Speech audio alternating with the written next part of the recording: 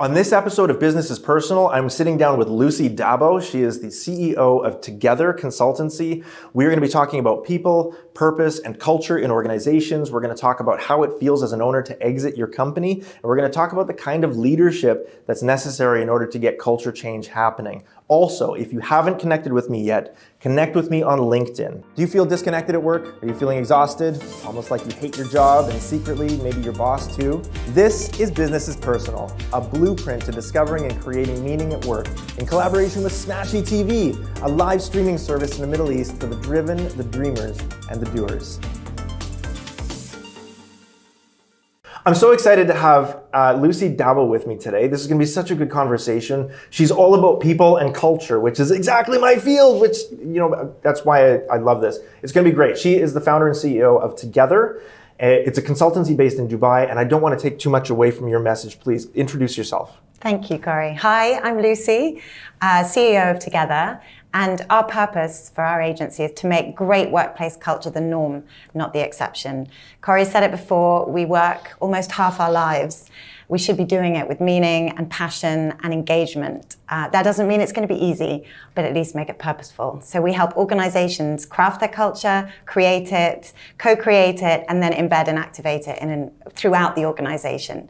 And we think it's a superpower because when you have a great workplace culture, anything's possible. I totally agree with you. Okay, remember, like every person that's participating in every organization is the product of a million years of successful evolution, right? 100%. The humans that didn't succeed, they're not here. So everybody that's in all of our organizations is the latest iteration in an improving design, and we're all capable of tremendous amount more than we give ourselves and each other credit for.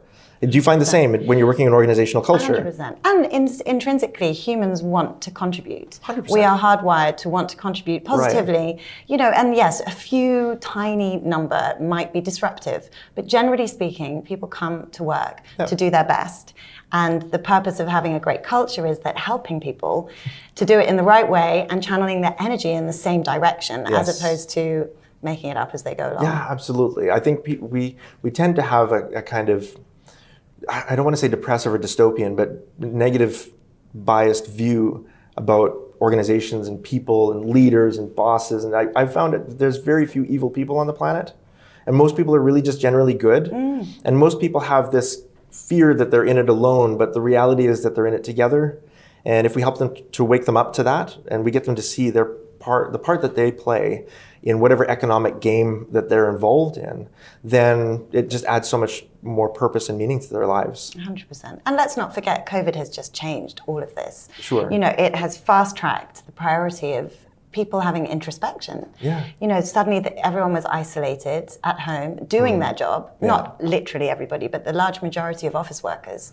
And that moment to pause and reflect and recognize what work means, how much time we spend at work. Right. And those who were really engaged and purposeful thrived. Right. And those that didn't floundered. And that's why we've got the Great Resignation. That's why everyone is looking for more, which is where purpose becomes paramount. Yeah, your focus is purpose, people, and culture. Is that right? Correct, yeah. All right. So tell me, when you're going into an organization looking for a purposeful people culture, what are you looking for? What are your benchmarks? Well, we use a combination of different benchmarks, mainly measure. One thing that we know, certainly when it comes to culture, many organizations are using engagement as their measurement metric. And engagement is about I. Yeah. That's not culture. Right.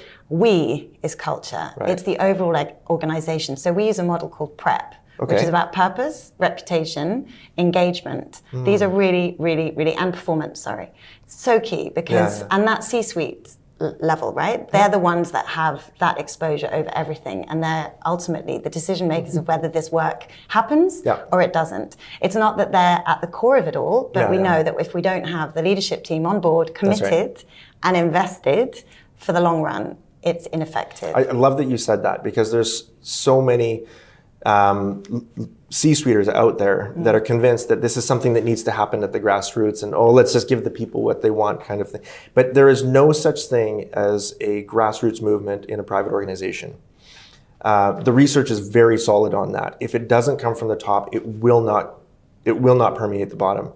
And so we need the C-suiters on board. We need the CEOs and the CFOs to be like full 100% buy-in. Well, and in our experience, it has to be absolutely aligned with business strategy. Yep. So we know culture eats strategy for breakfast. Yes, of course. But now it's about business strategy and culture strategy being absolutely interconnected, because it's about, and that's why the C-suite is so important. That's right. Because without that clarity on direction and where the organization's moving towards, it's very difficult to build the right kind of culture that will support that and be the driving force behind it. Well, I've been really lucky actually in my day job to have had the opportunity to transform a couple of major organizations that way, and starting with both strategy and culture. I've been a strategy professor for, I don't know, a decade now. And I've been doing business strategy for 25 years, and culture for just as long. But to be able to marry the two, this is what the business is doing, and these are the kinds of people that are doing it. I think to answer both those questions at the same time it's humbling, and it's a really fun privilege.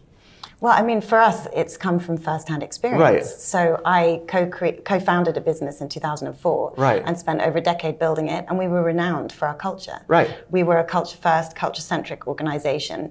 We were rewarded for it. Yeah. We were in the Great Places to Work Index year on year. We were in the SME Top 100. We knew what it felt like to outperform on every business metric, because culture was at the core of the organization. I never asked you how you exited from that. It was an acquisition and merger, and that was really what fueled my fire to create this new consultancy together, because what I was able to witness firsthand was building a business with culture at the core, and then I was able to witness firsthand when it's not prioritized, what can happen to an organization, which ended in me exiting early in the end. Sure. Look, I've exited my own companies as well. Did you mourn? I did. Massively. I mean, it's and hard, I don't think you ever, I think like any grief, I don't think you ever fully get over it. Well, it was a couple of years ago, I sent my eldest son off to college.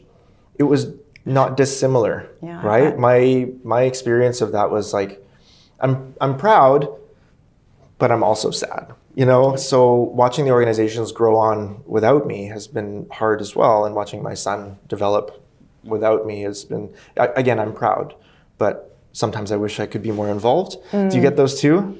Well, I think ours is quite a unique circumstance, because in the end, the acquisition merger didn't deliver for either organization in the end, for a range of different reasons. Actually, although it's gone on, their brand doesn't exist anymore. Oh, I'm so sorry. I had one of those too. I know. Well, I know. We've all had the same. One of my first organizations is now dissolved, because I exited out and they took it over, and then they dissolved it into something else, and I was like, oh, my baby. You know what?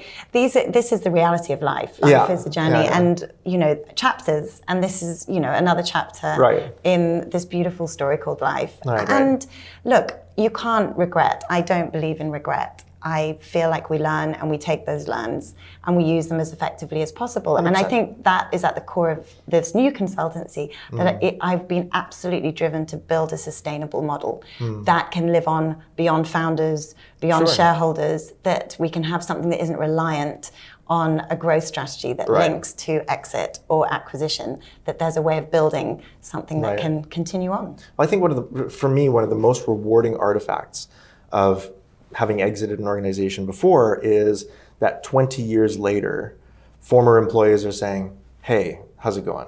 How you doing? They're reaching out to me on LinkedIn, watching your content, just want to let you know that my experience with you was one of the most formative of my career. It led me to this and this and this. And that for me has been so rewarding.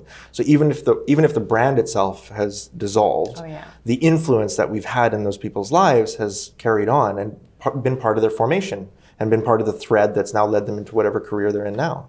Well, it speaks volumes about workplace culture when your kind of previous employees become, your heroes? Greatest and alumni. I mean, certainly the Dabo and Co alumni is incredibly powerful, and they are in business together now. They are, consultants that everyone works with. They support one another. Everyone still is incredibly connected, and that makes it all worthwhile, knowing that legacy lives on. Of course. And that culture still is there, just because the organization's changed. What part of that culture do you try to replicate now together? Actually, for me, culture is completely unique. No two organizations are the same, and the whole construct of Together is so different to 15, 20 years ago when we founded the first business.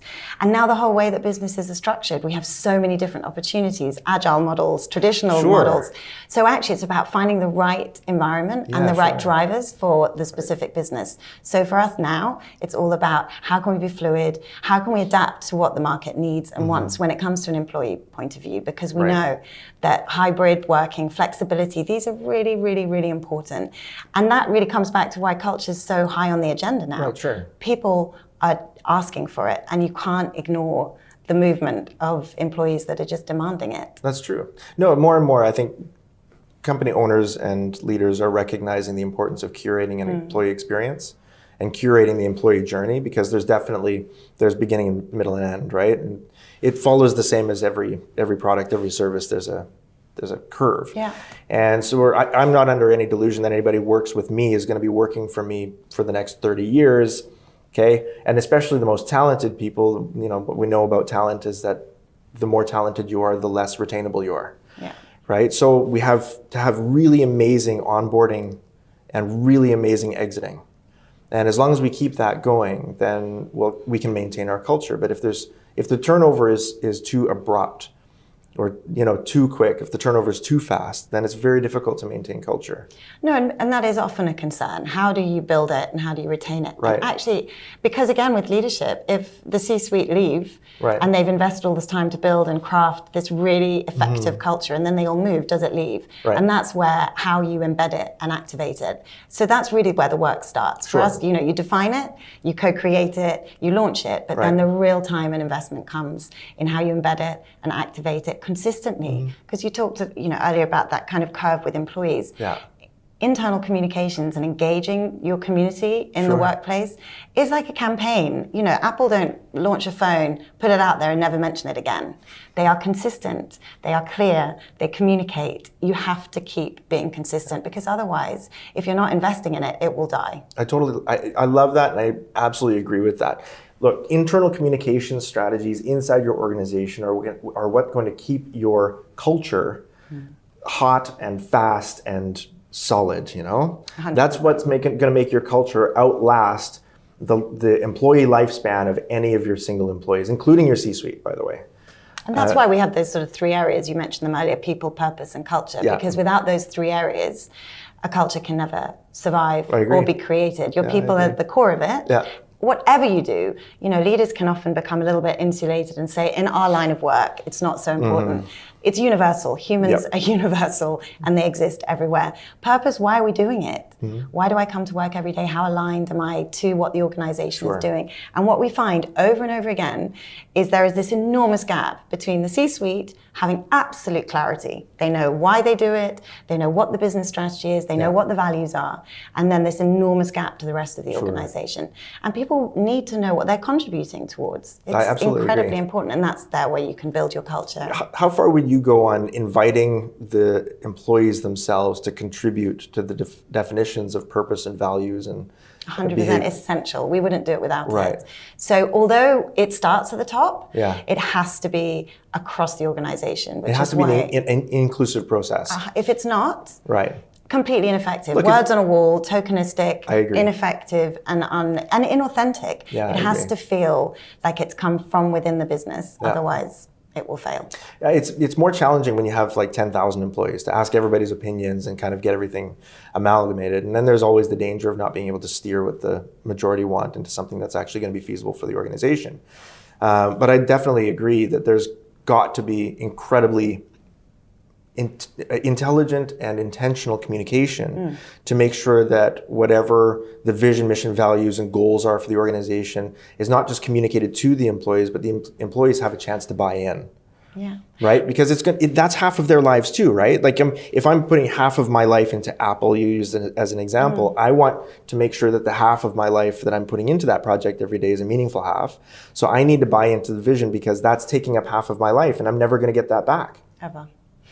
I mean, we do use a lot of methods that can involve everybody. Right. There's different formats. Because if we don't measure the culture, we don't understand what's happening in an organization, it's very hard to shape it. So you need a baseline. And therefore we do use a variety of different tools where we can go out to 10,000, we can go out to 30,000, and there's a whole campaign to get 10,000 to actually engage and do it. But what that tells us is what's really happening. What is the current circumstance? Because again, generally speaking, CEO will say one thing, results will say something else. And you know the biggest challenge when it comes to culture? Fact, opinion. 100%. And if we don't have fact, 100%. and we don't have data, then I may as well give up and go file my nails because we get nowhere. I've never had anybody on the show that I can ask this question.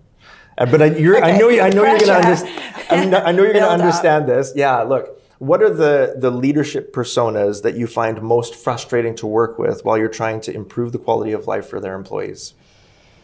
I mean, I'm not asking for names, but leadership personas. The reality is the leaders that talk to us aren't there. They are already willing and able. So actually, we don't have that challenge because people have this perception that you're in culture consultancy. Therefore, you must be rescuing every toxic sinking ship known to man. Honestly, that doesn't happen because the CEO of a sinking ship tends to not be very open-minded or progressive in their thinking. The people that pick up the phone and speak to us already know it's essential, it's the top of their agenda. As CEO in their top 5 priorities, workplace culture is rising.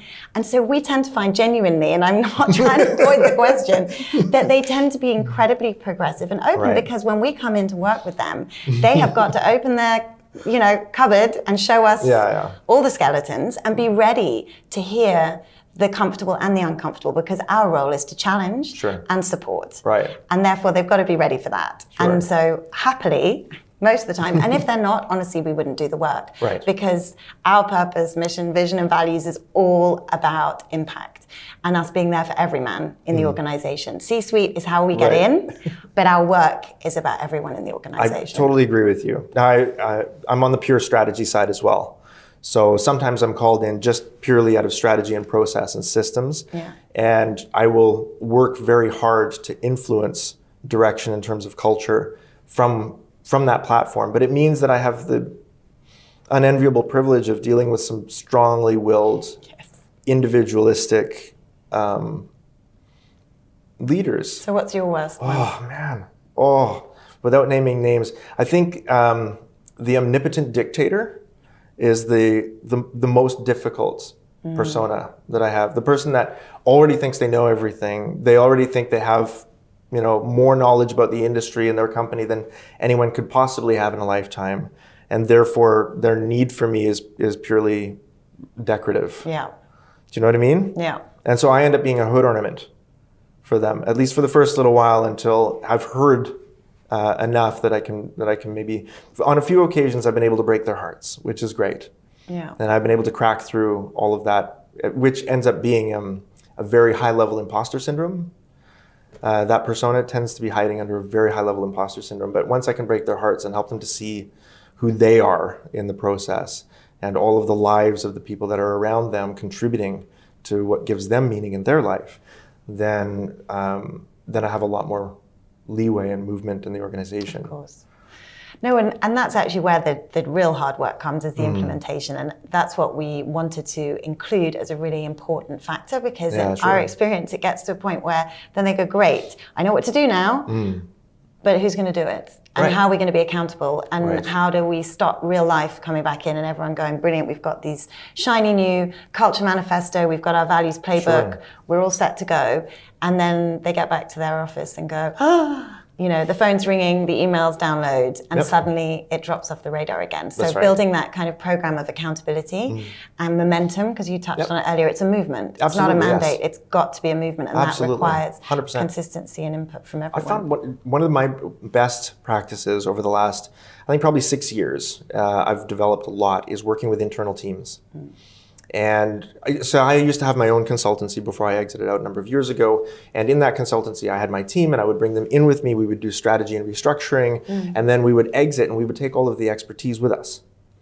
And I always thought there's probably a better way to do that. And so now, whether I'm on the strategy side or the organizational behavior side, I try to work as much as possible with internal teams. Yeah. So I'll actually choose, a soft committee of people, say, and then I'll train them. This is how we do transformation. This is how you do iterative design. These are the kinds of things we're going to try, and these are the kinds of mistakes we're expecting to make along the way. We're going to move fast, and these are the things I'm thinking are going to break, you know? So that kind of thing. But then when I leave the organization, it's being wanted but unnecessary because the expertise is still there. And I find that organizational renewal, restructuring, iterative design for the organization itself needs to be an ongoing cultural process now, rather than a project. And so leaving those expertise in the organization Very so they smart. can continue that without external dependencies. Of course, it's not as good for my pocketbook because then they don't need me anymore. But I've found that the ones that I've had the most impact on tend to make up excuses to get me back. Oh, that's good. Yeah, which That's is recurring revenue. Yes, it's recurring revenue from a consulting, and it's also, it's flattering and humbling at the same time as well. But yeah, I found working with internal teams to make sure that the expertise remain in the organization has been an amazing best practice. We have added a layer of sort of capability building too, because if you've got a team of people that just don't have the skill set, Sure. which is very common in today, where the business is changing or transforming, or the line of work, Right. the lines of business are changing, but people Right. don't have the skills that they need today. And they were never taught them 5 years ago. So how do we build in those capabilities that align with the values and culture that the business is trying to groom, and give them the tools so they can self-sustain themselves? Well, look, we've known for a long time leadership, management is a set of skills, coaching is a set of skills, curating culture is also a set of skills. You can learn this. And it's actually, our dream, Yeah. chief culture officer Oh, at that's so board good. level has to be. I like Because that. if it's not on the agenda, which it is now at board level, but it's Right. probably not getting the attention it needs just yet. But ultimately, in 5 years, why not? Right. It seems to be, as long as we can keep consistently sharing the stories and examples of where those performance metrics are being met and reached and exceeded, then there's nothing to stop us. That's amazing. That's Well, listen, let me ask you a personal question, because business is personal, etc. What gives you the most meaning in the work that you do?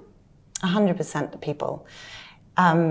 Consulting is a people business. We don't have products. We don't have anything else. All we're doing is human to human. And after years in a leadership role, watching, developing, working with, collaborating with great talent just gives me the most enormous satisfaction and drives me, gives me energy, inspires me, helps me want to drive forward. So if we can give more people platforms and opportunities to thrive, grow, and inspire, then I'm going to die a happy woman. That's amazing. Thank you so much for spending your time you. with me. Lucy, it's so good to see you again. Really appreciate it. Yeah, and I Corey. hope we Thank get to you. hang out again soon. Definitely. All right. Thank you. Do you feel disconnected at work? Are you feeling exhausted? Almost like you hate your job and secretly maybe your boss too? This is Business is Personal, a blueprint to discovering and creating meaning at work in collaboration with Smashy TV, a live streaming service in the Middle East for the driven, the dreamers, and the doers.